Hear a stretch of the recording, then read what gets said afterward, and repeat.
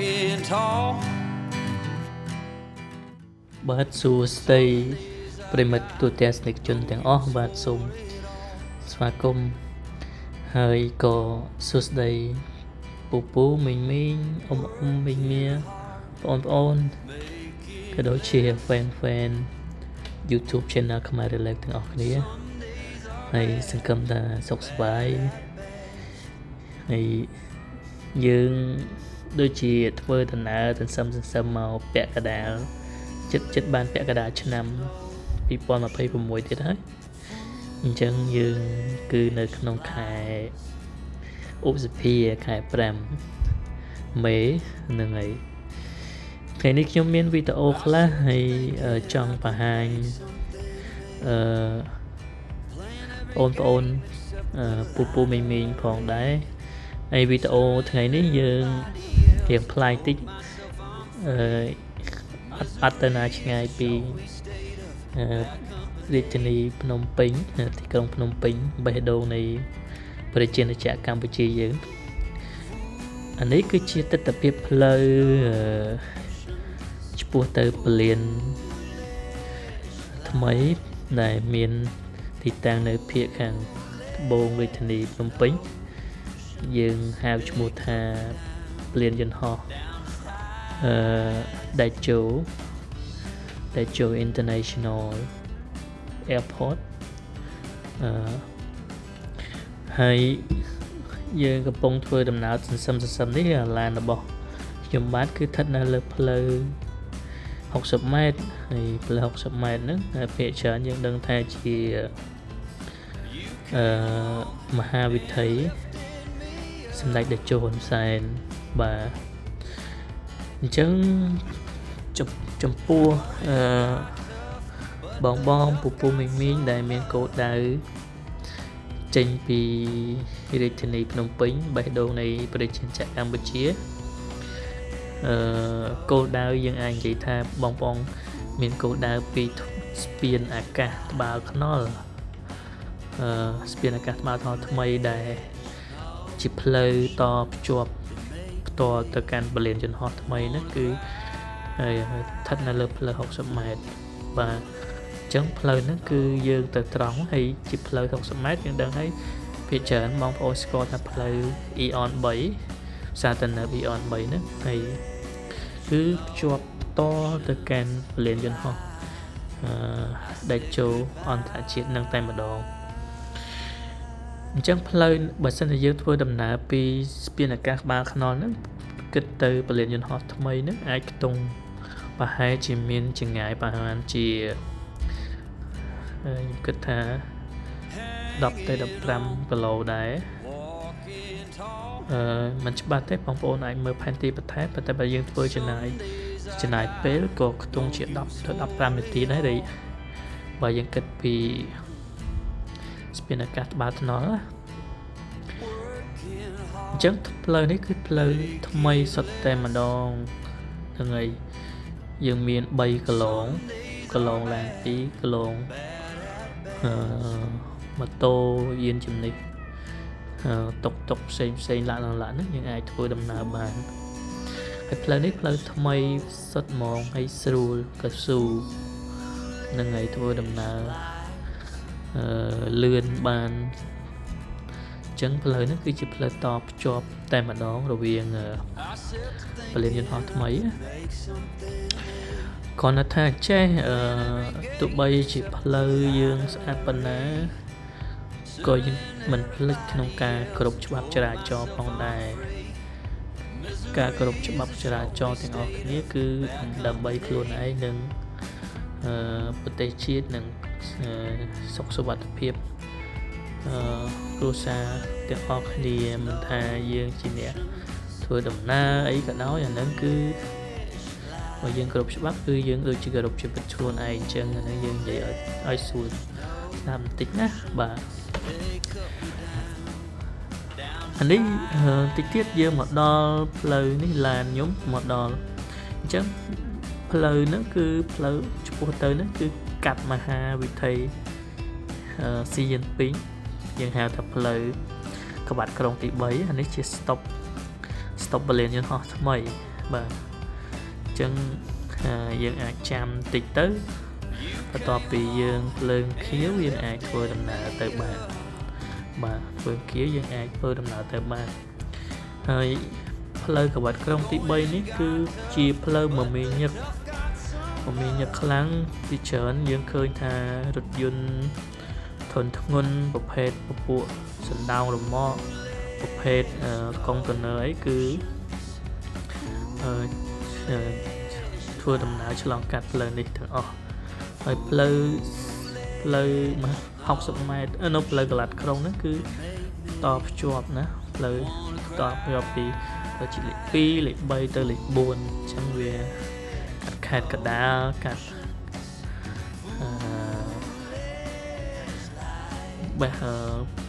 ផ្នែកខ្លះនៃរាជធានីភ្នំពេញខណ្ឌនគរអីហ្នឹងក៏កាត់ដែរបាទអញ្ចឹងតពី stop ហើយយើងទៅមុខទៀតសឹមទៅបណ្ដើរទៅហើយដូចពូមីងឃើញហ្នឹងនៅលើដងផ្លូវមិនទាន់មានអីច្រើនទេយើងផ្លូវនេះយើងទៅតែកសាងថ្មីដីចាក់ថ្មីអញ្ចឹងពលានថ្មីនេះគឺធ្វើនៅលើដីបឹងទាំងស្រុងគឺធ្វើនៅចាក់ដីថ្មីហើយ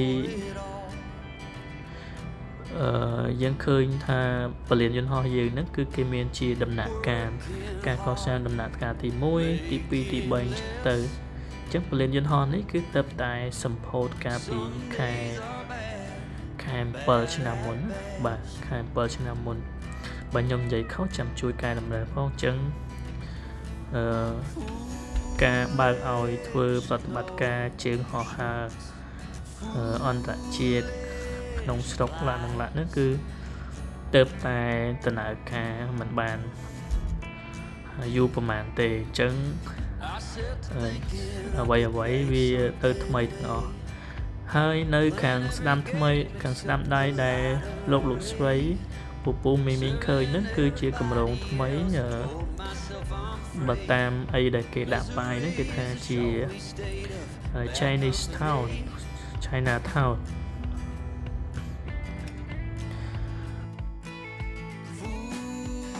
ចឹងតិចទៀតនឹងមាន China Town ធំមួយបដោយផ្លូវទៅពលានហ្នឹងពលានយន្តហោះថ្មីហ្នឹងបាទ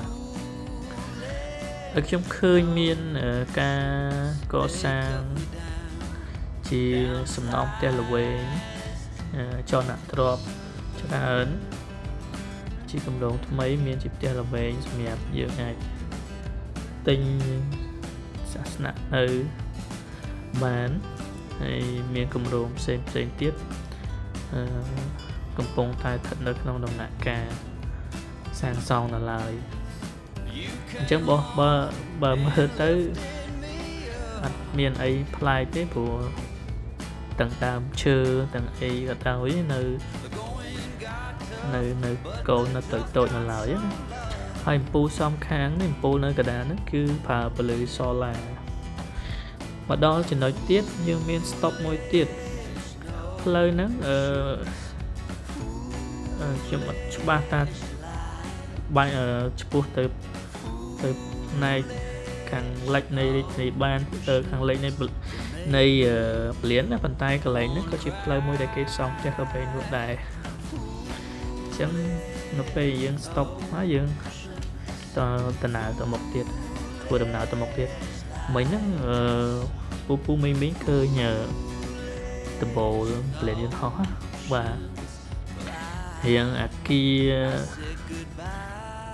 វាមិនដំបូលទូកទេប៉ុន្តែវាអ្នកដូចក្បាច់ទឹកអាឡកខ្ញុំមិនដឹងថាជាតែក្រុមហ៊ុនដែលសាងសង់នេះគឺជាក្រុមហ៊ុនរបស់ប្រទេសអង់គ្លេសបាទប្រទេសអង់គ្លេសអញ្ចឹងការកសាងពលាននេះយើងមានអ្នកម៉ៅការច្រើនមានអ្នករចនាបថផ្នែកស្ថាបត្យកម្មផ្សេងទៅផ្លូវរថយន្តហោះទៅមានក្រុមហ៊ុនផ្សេងទៅអគារផ្សេងអីឡាក់ហ្នឹងក៏មានដែរអញ្ចឹងប្រព័ន្ធផ្សេងសំបីតាប្រព័ន្ធខ្លះហ្នឹងក៏នេះយើងឃើញយន្តហោះនេះខ្ញុំថតបានបន្តិច ពេលឡើងខ្ញុំថតបានតិចវាឃើញហើយនេះយើងឃើញផ្នែកពីចម្ងាយនេះជា runway ក្បែរហ្នឹងបើយើងទៅឈរមើលយន្តហោះអីបានអានេះយើងបន្តទៅមុខទៀតណាបាទហើយខ្ញុំនិយាយរឿងកសាងពលានយន្តហោះតិចពលានយន្តហោះនេះគឺដូច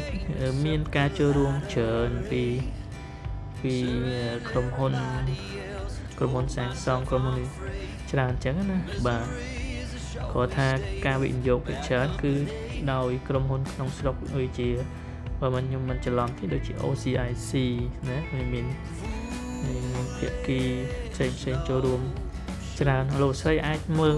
ស្វែងរកព័ត៌មានលម្អិតតាម Google បានណាបាទអញ្ចឹងរៀងបត់បែនបន្តិចចូលទៅពលានវារៀងកោងផ្លូវចូលអញ្ចឹងវាមានអញ្ចឹងពេលបើកបរឯងកុំលឿនពេកយើងប្រយ័ត្នបន្តិចអានេះនៅឃើញផ្នែកខាងនេះគឺកំពុងសង់អីផ្សេងទៀតដូចខ្ញុំថាអញ្ចឹងគម្រោង airport នេះពលានយន្តហោះនេះគឺវាមានដំណាក់កាលរបស់វាអញ្ចឹងណាព្រឹងហើយសង្ឃឹមថានៅពេលដែលសាងសង់រួចរាល់ជាស្ថាពរយើងអាចនិយាយបានថាកំណើនជើងហោះហើរចំណានភ្ញៀវទេសចរមកកាន់ពលានមកកាន់ប្រជាជាតិកម្ពុជាហ្នឹងគឺមានការកើនឡើងច្រើនអាហ្នឹងក៏ជាផ្នែកមួយរួមចំណែកនៅក្នុងវិស័យទេសចរដែរយើងអានេះមកដល់យើងមានខ្លោងទ្វារមួយឈ្មោះដាក់រូបពលានយន្តហោះហើយនឹងឈ្មោះដែរបាទនេះទៅពេលនេះគឺរៀងល្ងាចម៉ោង 5 ជាពិចារខ្ញុំបានទៅលេងនៅថ្ងៃលិចហើយពេលខ្លះទៅខ្ញុំក៏ឆ្លៀតពេលបើយើងអ្នកធ្វើការយើងមិនសូវមានពេលយើងការល្ងាចទៅដូចនេះមក airport នេះដូចជាកន្លែងពេកនិចចឹងមាននេះថាមិនបានមើលធ្វើអីព្រោះជិះកាត់ណាក៏មានអារម្មណ៍ថាវាបំបត្តិភាពតក់ប្រមល់យើងគិតថាយើងបានចេញដើរហើយនេះផ្លូវទៅកាន់ស្ថានីយ៍ដំណើរយើងឃើញប៉មមួយណាគឺជាគេហៅថា air traffic control អានេះប្រហែលជាកន្លែងធ្វើការឬក៏ស្ថានភាពអីក៏ខ្ញុំមិនដឹងដែរប៉ុន្តែឃើញកំពុងសាងសង់បាទអញ្ចឹងនេះផ្លូវកាន់ទៅគេមានបែងចែកច្រកចូលច្រើន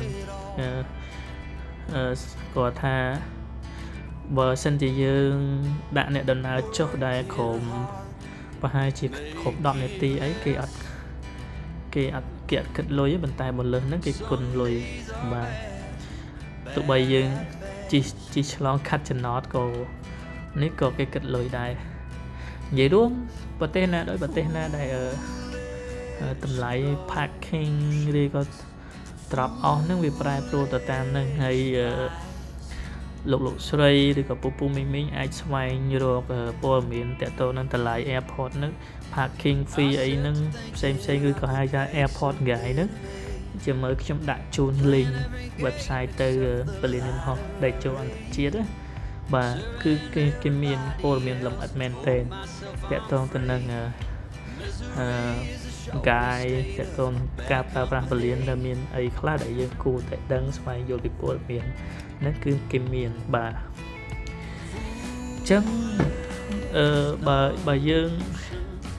ចង់ទៅទស្សនាយើងអត់មានទៅជូនដំណើរបងប្អូនឬអីពីព្រោះនៅនេះពលានយើងហោះថ្មីនេះរៀងពិសេសតិចដោយសារមានអនុញ្ញាតឲ្យយើងទៅថតរូបថតអីបានខ្លះនៅកន្លែងស្ថានីយ៍អ្នកដំណើរមកដល់ឬក៏កន្លែង check in ណាតែភាគច្រើនយើងឃើញរូបព្រះធំហើយប្រជាពលរដ្ឋលោកយាយលោកតាអីគាត់ចូលចិត្តទៅថតរូបហ្នឹងគឺនៅកន្លែងហ្នឹងឯងយើងអាចទៅចូលបានគាត់ថាបើសិនបើមានជានជំនីមានអីក៏មានកន្លែងចតដែរគាត់ថាថ្លៃចតពលានយន្តហោះវាថ្លៃទទួលស្គាល់វាថ្លៃហើយអាហ្នឹងធ្វើម៉េចអាហ្នឹងវាជាគេហៅថាជាកន្លែងប្រកបអាជីវកម្មដែលយើងត្រូវទៅទទួលស្គាល់ព្រោះកន្លែងណាដូចកន្លែងណាដែរ airport ណាដូច airport ណាដែរខ្ញុំនិយាយដដែលអញ្ចឹងណាអូខេ nhóm mau lên mà play thái có lời dân hiệp tranh tàu vĩnh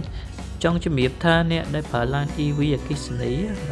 có miên cả lại xa mò coi lan này chân công mà đỏng bài công mà đỏng anh ấy hiếu máu đó là cái lại quay bọt chính dương kịch lôi tới hay ta lại taxi ta lại ca bong lại trên nó đó ta tam chạy đây còn thè được trong việc chứ cứ thay mình thao về mà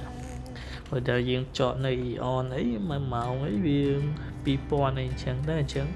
nên đi việc thay chuyện năng lại chuyện năng bà chẳng chọn trên và liền nhân hót biên chọn tập tam mà cô đau bỏ dưỡng ta dương từ lên như có từ tuổi hòn ôn rồi có dương chuyện nè rất taxi hay dương còn tại đặt nè đầm nào cho nó cứ miên chọn xem miên nó làng spiên chọn tìm muối và chọn tìm muối đặt nè đầm nào rồi có từ vô nè đầm nào chẳng này và lên cho nó mấy nó dân chỉ cắt ở tiếc mai một là nuôi lại nứng dương 700 đô liền của bạn bên nơi hiện kèo hay cái lại nó nguyên đôi cái lại bích định mùi chẳng đáy miền kilo ấy nhằm miền một hộp mai nằm chọc ấy chẳng á miền kilo cường vật thọ nữ sao vừa đi bà chẳng bật sân này dương mau thầm ta cái lại đông này tham tiếc không ai nâng tế dương bài chót các bạn này cái miền chân nót xê nhau dương cho đó nè bà tam phần đảo lấy của miền anh chẳng từ vẫn ca cho tam mà lòi lấy vì sài thì phụ bê khác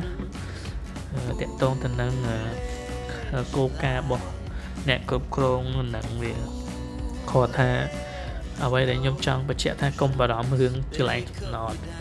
khó tha ta chân nọt nên cái kịch thay bà má là nắng vì ta tam ở vậy để cái bạn cần học chuyện này chắc bong ôn pu mình ấy dừng trong một school phụ nè khác sân tại bên mà chỉ vừa tới ở đài chỉ dừng họ bê khác ở bạn chỉ dừng họ có vịt bài mọi nhàm trộm đi chắc coi mơ dừng họ làng dừng họ cho nó ở cái lại cần một nó cứ miền chỉ cái hai thằng play dừng họ cho hay láng vì sao ông về dừng hai thằng airplane runway nó cứ ai nhà đâu dừng cho để họ tha về khá vì nè đây mình ai tục vào đó đang xử lý dừng họ nó có bây giờ này về khá xử lý dừng họ việc khá xử lý dừng họ việc khá nếu dân nhung thôi là từ lọt cho bên với những nơi lên lời từ thả đó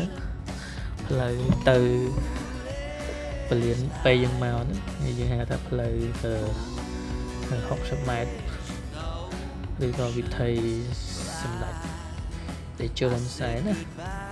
mà chẳng viên miền bay lên cây cần nọt bài học được sai chẳng dương kịch mất thà bây giờ thời ca chi lướt như dương mau lên sụp tên nâng rồi bạn trung phở mà dương hiện dư tí cho dư khác là nãy dương mơ nhưng chỉ tam cái lộn mà dương màu và tình đã nó những khơi tha được những tha đi chịp lời mây cả cò sang để tha lại cho nó toàn mây chứ là vậy với nơi toàn tha complete toàn và chop tê nơi vật to là hay nếu dân miền cao thằng flyover muối như có spin là cá sinh đại thấp ở đây nên này từ tại support bà môn là cá support và liền đến ho chắc spin nó cứ chỉ hai thằng chỉ trình nói top job trong can đầu tiên để cho lo cắt lời chỉ bí á của play ní spin là cá ní bị chui mình chia ca có step trả cho phụ nó lại nâng cái address stop thì cái dòng chất vừa spin là ca long card wing nhà hàng flyover nấc Hey, this is one of the main connecting airport to the capital city of Phnom Penh. អូខេអញ្ចឹងផ្លូវហ្នឹងគឺ connect ទៅមុខតិចទៅមាន stop stop ធំមួយហ្នឹង stop ហ្នឹងឈ្មោះអីនេះកន្លែងហ្នឹងឥឡូវឃើញដាក់រោងចក្រក្រាស់ showroom របស់ BYD ហ្នឹងហើយអញ្ចឹងយើងទៅត្រង់ទៅយើងទៅ Eon ហើយផ្លូវហ្នឹងតិចទៀតគឺរីកចម្រើនតំបន់នេះអភិវឌ្ឍលឿនខ្លាំងណាស់បាទវីដេអូខ្ញុំមានប៉ុណ្ណឹងហើយអរគុណចំពោះការទស្សនាសូមចុច like និងជួយ subscribe channel ផងបាទនឹងហើយដើម្បីឲ្យមានកម្លាំងចិត្តក្នុងការធ្វើវីដេអូបន្តទៀតនិងមានវីដេអូស្តៀងនេះនៅតាមផ្លូវផងដែរតាមខេត្តច្រើនបាទសូមអរគុណសូមជម្រាបលាជូនពរសុខសប្បាយទាំងអស់គ្នាបាទ You came along